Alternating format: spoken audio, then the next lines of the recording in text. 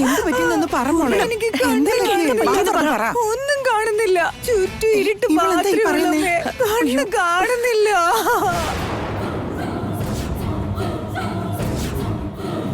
അതെങ്ങനെ പെട്ടെന്ന് കണ്ണു കാണാണ്ടാവുക?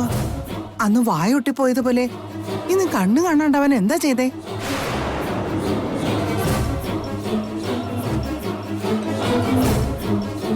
എന്തെങ്കിലും ചെയ്തിട്ടുണ്ടാവും. ബാക്കി രണ്ടുപേരുടെയും കണ്ണ് പോയിട്ടുണ്ടാവണമല്ലോ. അവർ രണ്ടുപേരും എവിടെ? എനിക്കൊന്നും കാണാൻ വരുന്നു. എന്റെ നിക്കോടെ. എന്താ പറ്റി? എന്താ പറ്റി? എടാ വരണേ, എന്താ പറ്റിയേ? ഊർമിള, എന്താ പറ്റിയെന്ന് പറ.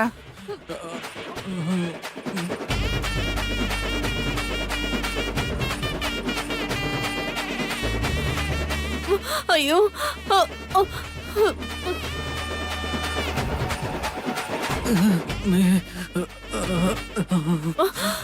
എനിക്കിത് സഹിക്കാൻ പറ്റുന്നില്ല. തീക്കകത്തെടുത്ത് ചാടിയ പോലെയുണ്ട്. അയ്യോ.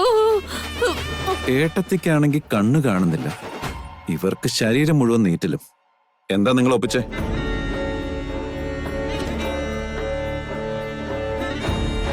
മറ്റാർക്കും ഒരു കുഴപ്പമില്ലല്ലോ.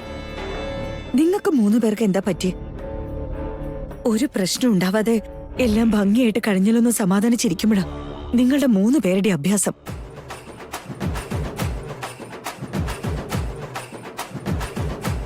നിങ്ങൾ കാരണം ഞങ്ങൾക്ക് വല്ലതും പറ്റുമെന്നാ പേടിച്ചേ. പിന്നെ നിങ്ങൾക്ക് എന്താ പറ്റിയേ? അയ്യോ ഇന്ദു അമ്മേ, അതല്ലേ ഞങ്ങളുടെ വിഷമം. ഒരു വട്ടം ഞങ്ങൾക്ക് മാത്രം എന്താ ഇങ്ങനെ നടക്കുന്നതെന്ന് എനിക്ക് ഒന്നും മനസ്സിലാവുന്നില്ല.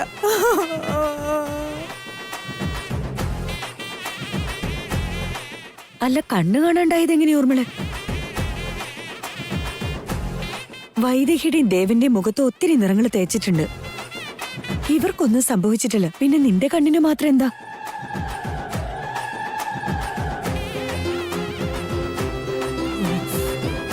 എവിടെ? ഇങ്ങോട്ട് നോക്കിയേ. ശരിക്കും നിനക്ക് കണ്ണു കാണുന്നില്ലേ? ഇല്ലമ്മേ, എനിക്ക് ഒന്നും കാണാൻ പറ്റുന്നില്ല. ആദ്യം മങ്ങലായിട്ടെങ്കിലും കാണാമായിരുന്നു. ഒടുവില് ഇപ്പൊ ഒന്നും കാണാൻ പറ്റണ്ടേ. കണ്ണ് നല്ലോണം കഴുകിയായിരുന്നു. അതൊക്കെ കഴുകിയതാ എന്തുവമ്മേ, എന്നിട്ട് ഒന്നും കാണാൻ പറ്റുന്നില്ല. ഇങ്ങനെ എന്റെ കണ്ണ് കാണാൻ പാടില്ലാതാവുന്ന് ഞാൻ ഒരിക്കലും ചിന്തിച്ചതല്ല. ഈ ലോകത്തുള്ള ഒന്നും കാണാൻ പറ്റാതെ ഞാൻ എങ്ങനെ ജീവിക്കും? പറ്റില്ല ഊർമിള, അത് തന്നെ ശരിയായിക്കോളും. ഇല്ലമ്മേ, എനിക്കിനി കണ്ണ് കാണാൻ പറ്റില്ല. എനിക്കതറിയാം. പക്ഷേ ഇതിനെല്ലാം കാരണം ആരെന്നറിയോ? അമ്മയുടെ മോൻ തന്നെയാ. അജയനാ ഇതിന് കാരണം.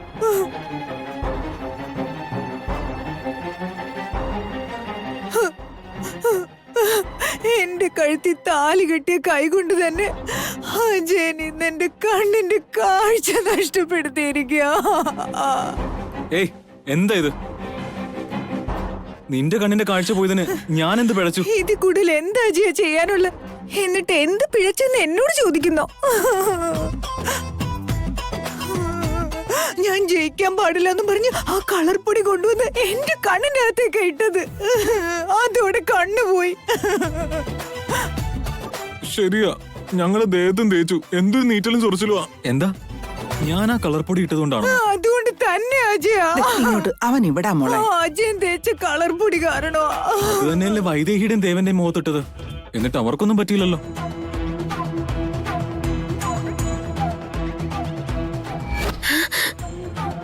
കാണുന്നില്ലല്ലോ. ഏയ്, ദേ അവിടെയുണ്ട്. ഇവിടുന്ന് മാറാ. ഓടിക്കോ.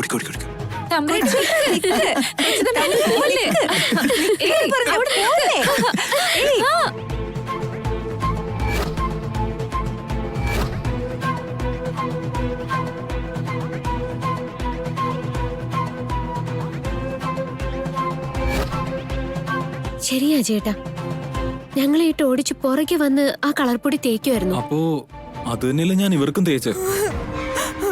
ഈശ്വര, ഇതിപ്പോ പിടിക്കപ്പെടും തോന്നല്ലോ. അജയേട്ടൻ എന്തായി പറയുന്നേ? അവര് ഞങ്ങളുടെ മുഖത്ത് തേച്ചതും അജയേട്ടൻ അവരുടെ മുഖത്ത് തേച്ചതും ഞാൻ കൊണ്ടുവന്ന പൊടി തന്നെയല്ലേ?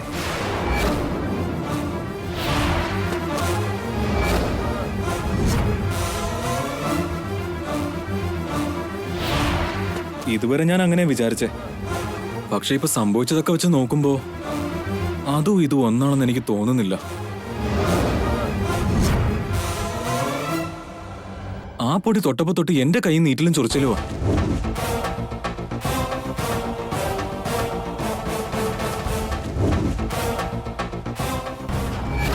പറയുന്ന മുഴുവൻ കേൾക്കണ്ട വൈദേഹി. ശരീരത്ത് കളർപ്പൊടി വീണ അതിൽ നിന്ന് രക്ഷപ്പെടാൻ വേണ്ടി നമ്മൾ ഈ എണ്ണ തേക്കുന്നേ. പക്ഷെ നമ്മുടെ കണ്ണിലേക്ക് വീണാലോ? അതിനിപ്പോ എന്താ ചെയ്യാ? ശരീരത്തിൽ എന്ത് കെമിക്കൽ വീണാലും വല്ല ചൊറിച്ചിലോ പുകച്ചിലോ മാത്രമേ ഉണ്ടാവൂ. പക്ഷെ അത് കണ്ണിലേക്കാ വീഴുന്നെങ്കിൽ കണ്ണിന്റെ കാഴ്ച തന്നെ നഷ്ടപ്പെട്ടേക്കാം. അതുകൊണ്ട് കണ്ണ് രക്ഷിക്കാൻ എന്തെങ്കിലും വേണ്ടേ? അതിനിപ്പോ എന്താ ചെയ്യാ? കണ്ണിനകത്ത് എന്തെങ്കിലും മരുന്നൊഴിച്ചാ മതിയാവോ? അതൊന്നും വേണ്ട. നമുക്ക് ഈ കോണ്ടാക്ട് ലെൻസ് യൂസ് ചെയ്താൽ മതി. ദേവേട്ടാ, ഞാൻ എണ്ണ പുരട്ടി തന്നപ്പോ അവരെ അത്രയും പേടിയാണോന്ന് ചോദിച്ചയാളാ. അപ്പൊ ഇതെന്ത് പേടിയാണാവോ? അപകടം മണക്കുമ്പോ സൂക്ഷിക്കുന്നത് തന്നെയല്ലേ നല്ലത്. ഇതിനെ അങ്ങനെ പേടിയെന്നല്ല വിളിക്ക, ബുദ്ധിന്നാ. പേടിച്ചാ നമ്മൾ തോറ്റുപോകും. നീ ചെന്ന് വേഗം ഈ കോണ്ടാക്ട് ലെൻസ് ധരിച്ചോണ്ട് വാ.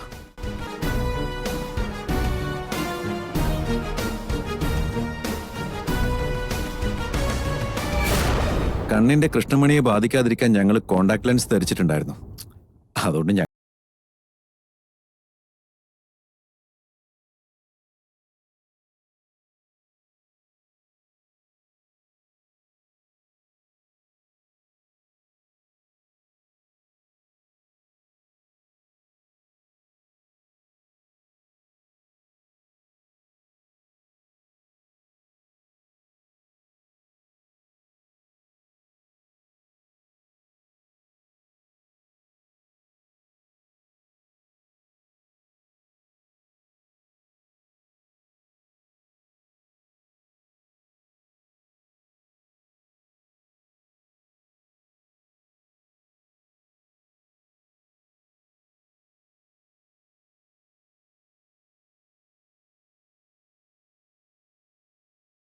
സത്യം പറ, നിങ്ങളോട് തന്നെയാ ചോദിച്ചത്.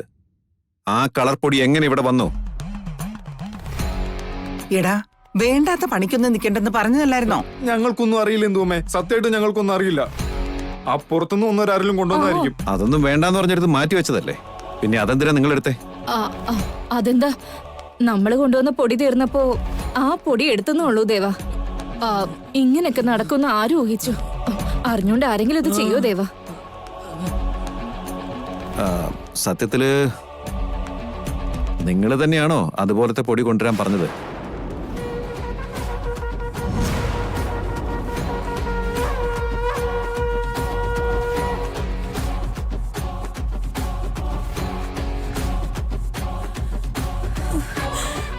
കാഴ്ച പോയത് പോരാഞ്ഞിട്ട് ഇപ്പൊ കൈയോടെ പിടികൂടി എല്ലാം കഴിഞ്ഞു. ഇത്രയും നേരം കണ്ണ് കാണുന്നില്ലെന്ന് പറഞ്ഞ് ഞാൻ കരഞ്ഞിട്ട് ആർക്കും എന്നോടൊരു സഹതാപം തോന്നില്ല. ഞാൻ എന്താ ചെയ്യാ? അജയ, ആദ്യം ഊർമിള ഒന്ന് പെട്ടെന്ന് ആശുപത്രി കൊണ്ടുപോയിട്ട് വാ. വേണ്ടമ്മേ, ഇങ്ങനെയെങ്കിലും ബുദ്ധി മാറുമോ നോക്കാം. അജയ, എന്താ ഈ പറയുന്നേ? ആരായാലും നമ്മുടെ കൺമുന്നി വിഷമിക്കുമ്പോ വീണ്ടും കുത്തി നോവിക്കുന്നത് സംസ്കാരമല്ല. പെട്ടെന്ന് കൊണ്ടുപോകാൻ നോക്ക്. അത് മറ്റാരുടെ കാര്യത്തിലും ശരിയായിരിക്കും. പക്ഷേ ഈ നിൽക്കുന്ന 3 പേർക്കും അത് ശരിയല്ല. ദേവൻ സംശയിച്ച പോലെ ഇവര് തന്നെയായിരിക്കും അത് കൊണ്ടുവന്നത്. ദൈവം സ്വന്തം കൈകൊണ്ട് ഇവളുടെ കണ്ണ് കുത്തിപ്പൊടിച്ചിരിക്കുക. എനിക്കെല്ലാം അറിയാന്നേ. ഞങ്ങളെ ആരും വിശ്വസിക്കത്തില്ല. ഒരു അവസരം ഒത്തു കിട്ടിയിരിക്കല്ലേ. ഇപ്പൊ അതിന്ന് എന്ത് മുതലെടുക്കാന്ന് എല്ലാരും ചിന്തിക്കും. ഞാൻ എന്തായാലും ആർക്കെന്താ? അയ്യോ ദൈവമേ, എല്ലാം എടുത്തോ, എല്ലാം എടുത്തോ. എനിക്ക് എന്റെ കണ്ണ് മാത്രം തന്നാ മതി. ദൈവമേ, ഊർമിളൊന്നും മിണ്ടാതിരിക്കെ, എല്ലാം ശരിയാവും. ഒന്നും സംഭവിക്കില്ല. അജയ, ഒട്ടും താമസിപ്പിക്കാതെ ഊർമിളൊന്ന് ആശുപത്രി കൊണ്ടുപോയിട്ട് വാ, വേഗം. എന്നാ വാ. അജയ, എനിക്ക് കണ്ണ് കാണില്ല. ഞാൻ എങ്ങനെ വരിക? കഷ്ടം. വാ, വെറുതെ ചൊറിയരുതേ.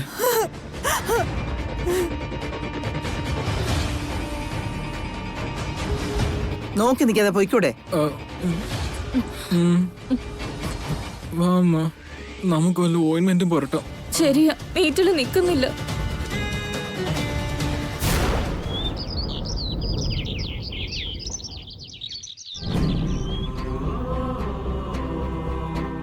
ഡോക്ടർ എന്ത് പറഞ്ഞാവോ?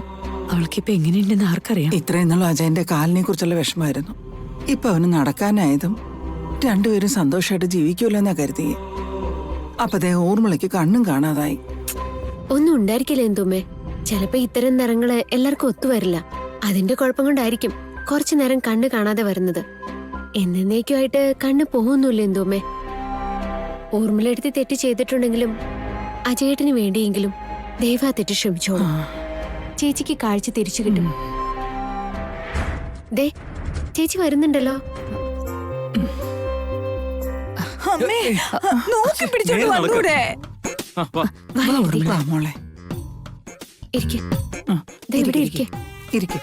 ഏയ്, സോഫ എവിടാന്ന് പോലും എനിക്ക് അറിയില്ലെന്നാണോ? അത് ടീപ്പോയാ മോളെ.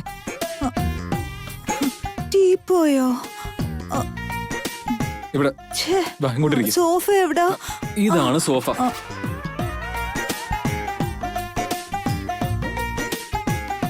ഊർമിളെ, ഇപ്പൊ എങ്ങനെയുണ്ട്? ഡോക്ടേഴ്സ് എന്താ പറഞ്ഞു? എന്താന്നാ ഞാനിപ്പോ പറയേണ്ടത് എന്തു അമ്മേ? ഈ വീട്ടിലെ മരുമോളായി ഇത്രയും കാലത്തെ എന്റെ ജീവിതം അന്ധകാരത്തിലായിരുന്നു. ഇപ്പോഴും അതേ അന്ധകാരം തന്നെ.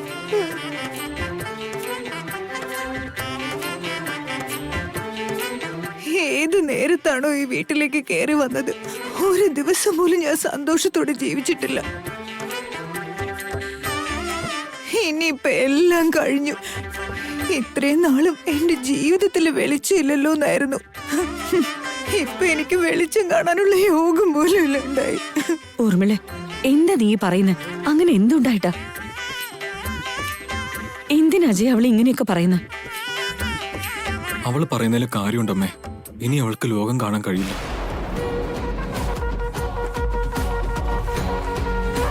ഈ ജീവിതകാലം ഇവൾക്ക് ചുറ്റും ഇരട്ടായിരിക്കും.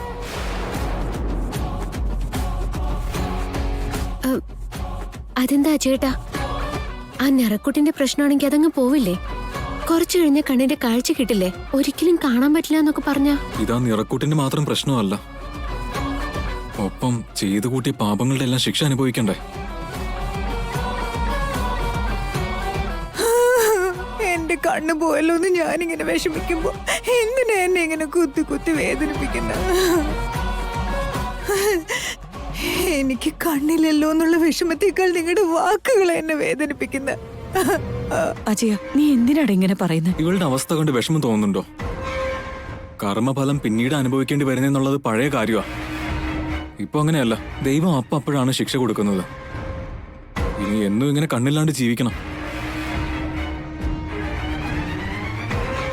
വല്ല ഓപ്പറേഷനും ചെയ്താൽ ശരിയാവോ ചേട്ടാ?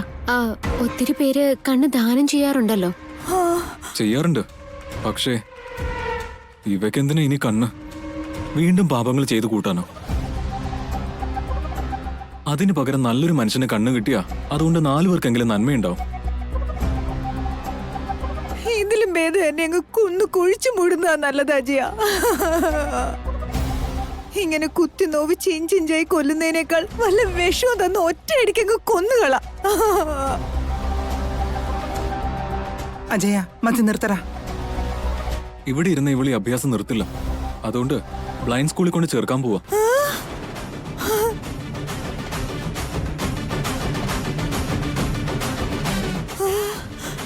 അവര് കണ്ണു കാണാത്തവർക്കുള്ള ഭാഷ പഠിപ്പിക്കും. അവിടെ ഇരുന്ന് രാമായണോ ഭാഗവതോ വായിച്ച് ബാക്കിയുള്ള ജീവിതം ജീവിച്ചു തീർക്കട്ടെ. അങ്ങനെയെങ്കിൽ ഇവള് ചെയ്തു കൂട്ടിയ പാപത്തിന്റെ പരിഹാരം ചെയ്യട്ടെ. മതി, ഇനി എനിക്കൊന്നും കേൾക്കണ്ട, നിർത്ത്.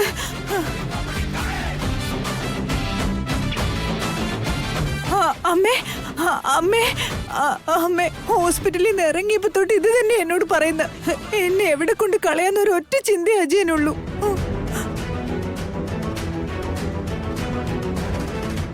അയ്യോ, അതെന്താ ഊർമിളേച്ചി? അജയേട്ടൻ ഒരിക്കലും ഊർമിളേച്ചിയെ കളയണമെന്ന് ചിന്തിക്കില്ല. പിന്നെ അല്ലാണ്ട് എന്താ? എന്നെ ഇതിനെ ബ്ലൈൻഡ് സ്കൂളിൽ കൊണ്ട് ചേർക്കാൻ പോവാന്ന് പറഞ്ഞ. അജയേട്ടാ, എന്തിനാ അങ്ങനെയൊക്കെ പറയുന്നേ? അവളുടെ നല്ലതിന് വേണ്ടിയല്ലേ വൈദേഹി? ഇപ്പൊ കൊച്ചു കുട്ടികൾ വല്ലതും ആണെങ്കിൽ ചെറുപ്പം മുതലേ അവരുടെ കണ്ണിന് കാഴ്ചയില്ലെങ്കിൽ അവരതുമായി പൊരുത്തപ്പെട്ട് ജീവിക്കും. ഇപ്പൊ മുതുക്കിയായി കഴിഞ്ഞല്ലേ കണ്ണുപോയെ. വെറുതെ വീട്ടിയിരുന്നാ അവൾക്കും ബുദ്ധിമുട്ടാ, നമുക്കും ബുദ്ധിമുട്ടാ.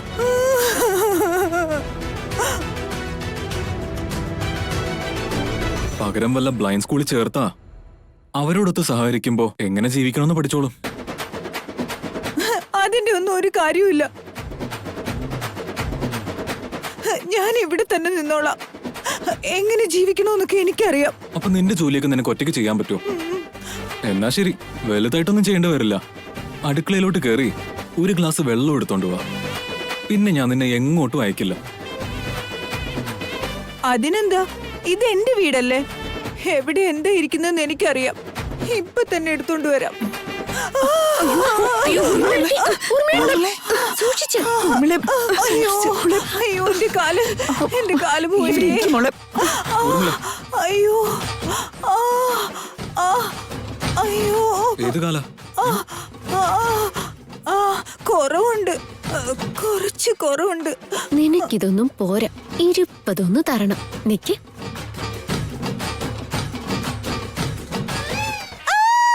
അയ്യോ, എന്ത് പറ്റി മോളെ? എന്നെ ആരും നുള്ളി അമ്മേ. ആര് നുള്ളാനാ മോളെ? അയ്യോ, ദേ ഈ വൈദേഹി തന്നെ എന്നെ നുള്ളിയത്.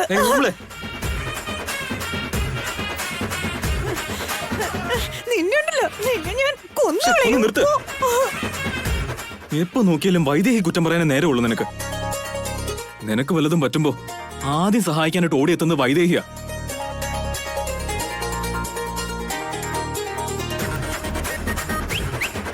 ഇപ്പൊ നീ ഇവിടെ വീഴാൻ പോയപ്പോഴും ആദ്യം അവളെ വന്ന് പിടിച്ചത്. അതൊന്നും മനസ്സിലാക്കാതെ അവൾ ഇവിടെ വന്ന് കേറിയപ്പോ തൊട്ട് നീ അവളെ ദ്രോഹിക്കാൻ തുടങ്ങിയതാ. അജയേട്ടാ, അതൊക്കെ കഴിഞ്ഞ കാര്യങ്ങളല്ലേ. ഇപ്പൊ ചേച്ചിക്ക് ആവശ്യം അജയേട്ടന്റെ സ്നേഹവും പരിചരണവുമാണ്. ഇത്രയും കാലവും ഏടത്തി ചേട്ടനെ നോക്കിയില്ലേ, ഇനിയിപ്പോ ഏടത്തിയെ നോക്കേണ്ട കടമ അജയേട്ടന്റെയാ. അത് അവൾ എന്നോട് ചോദിക്കട്ടെ വൈദേഹി.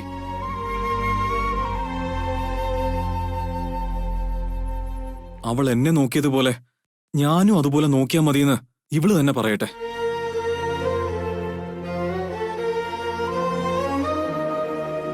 അങ്ങനെയാണെങ്കിൽ എനിക്ക് ഇവളെ പറ്റി ചിന്തിക്കേണ്ട കാര്യം പോലുമില്ല. എനിക്കറിയാം, കഴിഞ്ഞതൊക്കെ മനസ്സിൽ വെച്ചോണ്ട് ഇപ്പൊ അതിന്റെ പ്രതികാരം ചെയ്യാൻ പോവല്ലേ. നോക്കിക്കേ, ഒരു അക്ഷരം അവളുടെ വായിന്ന് വീഴുന്നുണ്ടോ? അപ്പോ ഇത്രയും കാലം എന്നെ എങ്ങനെ നോക്കിയെന്ന് ഇപ്പൊ എല്ലാവർക്കും മനസ്സിലായല്ലോ. ഇതങ്ങനെ നിങ്ങളോട് പറയേണ്ട കാര്യമില്ല. ഇവൾ എന്താണെന്ന് ഞാൻ പറയാതെ തന്നെ നിങ്ങൾക്ക് എല്ലാവർക്കും അറിയാം. എന്ന് കരുതി ഇപ്പോഴാണോ അതിന്റെ പകപോക്കുന്നത്? അവൾ ഈ വീട്ടിലെ മരുമോളാ. അവളെ നോക്കേണ്ടത് നമ്മുടെ കടമ. പക്ഷേ ഇവളിങ്ങനെ ചിന്തിച്ചിട്ടില്ലല്ലോ. കണ്ണിന് കാഴ്ചയില്ലെങ്കിലും ഞാനെന്ന ഭാവം ഇവളുടെ മനസ്സിൽ നിന്ന് പോയിട്ടില്ലെന്ന കാര്യം എനിക്ക് 100% ഉറപ്പാ. ഇതെന്റെ കുടുംബവാ, ഇതെന്റെ ഭർത്താവാ, ഇവരെന്നെ നോക്കിക്കോളൂന്ന് ഒരു വാക്ക് പോലും ഇവള് പറയുന്നില്ലല്ലോ. അതിന് ഇതവളുടെ കുടുംബമാണെന്ന് നമ്മൾ കരുതിയിട്ട് വേണ്ടേ? കുടുംബത്തെക്കുറിച്ചുള്ള ചിന്ത ഒരു അല്പമെങ്കിലും ഇവൾക്കുണ്ടായിരുന്നെങ്കിൽ ഇങ്ങനൊരവസ്ഥ ഉണ്ടാവില്ലായിരുന്നു. അജയ, എന്തു അമ്മേ, ഈ കാര്യത്തിൽ ആരും ഇടപെടണ്ട.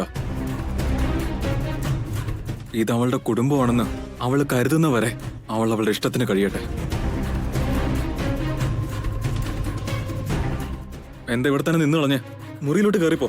എങ്ങനെ ഞാൻ ഒറ്റയ്ക്ക് പോവാ? ഞാൻ പിടിച്ചോണ്ടിരിക്കല്ലേ. അയ്യോ വേണ്ട, ഇപ്പോഴല്ലേ എന്നെ നുള്ളിയ. വേണ്ട, റൂമിലേക്ക് കൊണ്ടുപോകുന്ന വഴി വേറെ വല്ലതും ചെയ്താലോ? വേണ്ട, എന്നെ വിശ്വസിച്ചോളൂ. അയ്യോ ഞാൻ വിശ്വസിക്കില്ല. ആ എടുത്തി കൊണ്ടുവന്ന് പറഞ്ഞില്ലേ? വരൂ.